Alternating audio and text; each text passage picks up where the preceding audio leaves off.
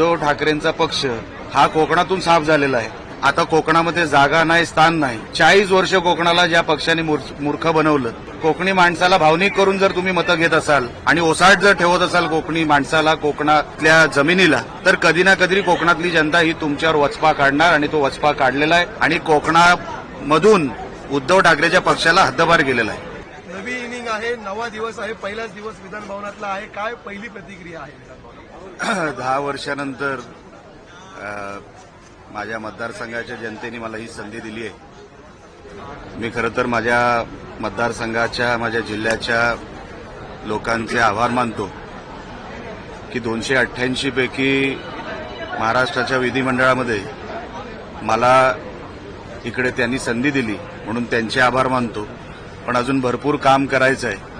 आमदारकीमध्ये भारावून न जाता जी माझ्यावर जबाबदारी आहे ती पूर्ण करण्यासाठी जे काय करणं भाग आहे ते निलेश राणे सगळं करणार, एवढं आपल्याला या निमित्ताने मी सांगतो.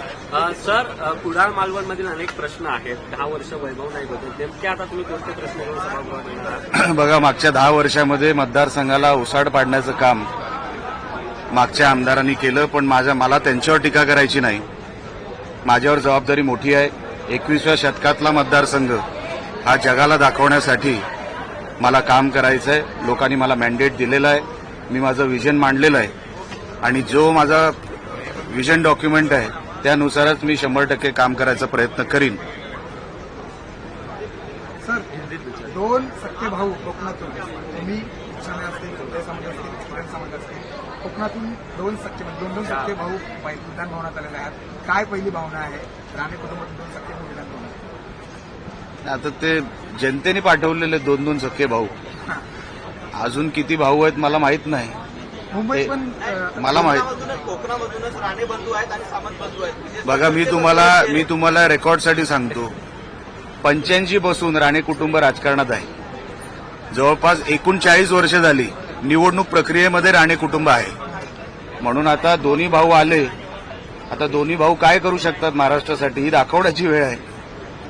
सर, आपण तळ कोकणात जर बघितलं असाल तर तळ कोकणापासून रत्नागिरी महायुतीला भरघोस यश मिळालं. फक्त एकच जागा उद्धव ठाकरेंची निवडून आलेली आहे. तळ कोकणात 3 जागा महायुतीच्या आलेल्या आहेत, एक भाजप, 2 शिवसेना. मी मागच्या वेळेसही सांगितलेलं आहे की उद्धव ठाकरेंचा पक्ष हा कोकणातून साफ झालेला आहे.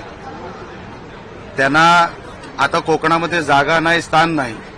40 वर्ष कोकणाला ज्या पक्षाने मूर्ख बनवलं, लोकांनी त्यांना जागा दाखवली आहे. मी लोकसभेलाही म्हटलं होतं की फक्त कोकणी माणसाला भावनिक करून जर तुम्ही मतं घेत असाल आणि ओसाड जर ठेवत असाल कोकणी माणसाला, कोकणातल्या जमिनीला, तर कधी ना कधी कोकणातली जनता ही तुमच्यावर वचपा काढणार आणि तो वचपा काढलेला आहे आणि कोकणामधून उद्धव ठाकरेच्या पक्षाला हद्दपार केलेला आहे. पश्चिम विदर्भामध्ये शेतकऱ्यांच्या आत्महत्या वाढलेल्या आहेत. विशेषतः सोयाबीन आणि कापसाच्या भावावरून सुद्धा शेतकरी संघर्ष करताना पाहायला मिळतात. कोकणातली काय परिस्थिती आहे? बघा, सगळा आढावा मी घेतल्यानंतर मी विधिमंडळात ठेवणार आहे. पहिलं आमदार म्हणून शपथ घेऊ दे आणि त्याच्यानंतर जे प्रश्न महत्वाचे आहेत, महाराष्ट्राच्या हिताचे आहेत, ते सगळं मांडायचा मी प्रयत्न करणार. महायुतीचं सरकार आलंय, मात्र विरोधक अजूनही ईव्हीएम वरती पकडून आहेत. मार्केटवाडीमध्ये आता राहुल गांधी पण येतील अशी चर्चा सुरू झालेली आहे. बॅलेट पेपरवर निवडणुकीची मागणी पुढे येते. कुठल्या वाडीत येतोय राहुल गांधी? सोलापूर जिल्हा. हा, तर काय करणार राहुल गांधी? राहुल गांधी येऊन करणार काय? फक्त नेगेटिव्ह राजकारण करायचंच काम सध्या राहुल गांधींकडे आहे. जगामध्ये आणि ह्याच्यामध्ये पण सगळीकडे जिथे जिथे राहुल गांधी जातात आपल्या देशाची बदनामीच करायला सगळीकडे जात आहेत. हे नेगेटिव्ह राजकारण काय काँग्रेससाठी आणि ह्या महाविकास आघाडीसाठी काय नवीन नाही आणि आम्हालाही आता ऐकून कंटाळा आलाय. सर, मुंबईतले 2 भाऊ म्हणजे मावस भाऊ विधान भवनात आले आहेत. आदित्य ठाकरे आणि ते सोडा, अशा भावांना आम्ही किंमत देत नाही. विधायक के तौर पर आपकी प्राथमिकताएं क्या होंगी? आप सांसद रहे हैं, अब विधायक. मैं अभी बोल चुका हूं. अभी आमदारकी की शपथ लेने आया हूं. पहले मुझे शपथ लेने दीजिए. मेरा जो विजन डॉक्यूमेंट है, मेरा जो विजन है मेरे कॉन्स्टिट्यूंसी के लिए, वो पूरा करना मेरा काम है. उसके लिए मैं प्रयत्न करूंगा. पहले लोकसभा का चुनाव, विधानसभा का चुनाव, उद्धव बाला साहब ठाकरे की पार्टी जो है वो फिलहाल वहां से चुनाव जीतने पर सिर्फ एक विधानसभा सीट मिल गया. कोकण में से उद्धव ठाकरे की पार्टी गायब हो चुकी है. जो बची कुची है उसको भी हम ये 5 साल में गायब कर देंगे।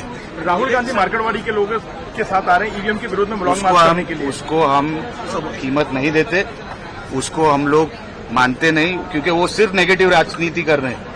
इस देश में नेगेटिव राजनीति नहीं चल सकती, ये लोगों ने मैंडेट दिया है हमारे सरकार को।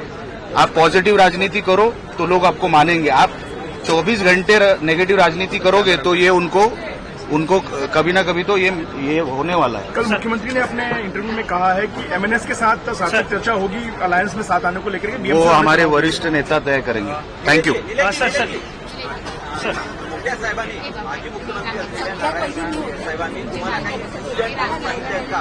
कारण की तुम्ही माजी खासदार आहात, त्यांचा खासदार नव्हता. कोणी रूल्स अँड रेग्युलेशन? नारायण राणेंकडून काही तुम्हाला मी जे काय शिकलोय साहेब त्यांच्याकडूनच शिकलेलो आहे, म्हणून निलेश राणेला सगळे रूल्स अँड रेग्युलेशन लागू होतात, जे या बाकीच्या 288 लोकांना जे होतात ते मलाही लागू होतात. आणि मी अगोदर खासदार राहिलेलो आहे, देशाचं सर्वात मोठा सभागृह मी बघितलेला आहे, म्हणून आता हे सभागृह शिकणं आणि त्याच्यात प्रभाव पाडणं गरजेचं आहे. ते मी सगळं करेन, तुम्ही काळजी करू नका. तुम्ही फक्त माझ्यावर आशीर्वाद ठेवा बस.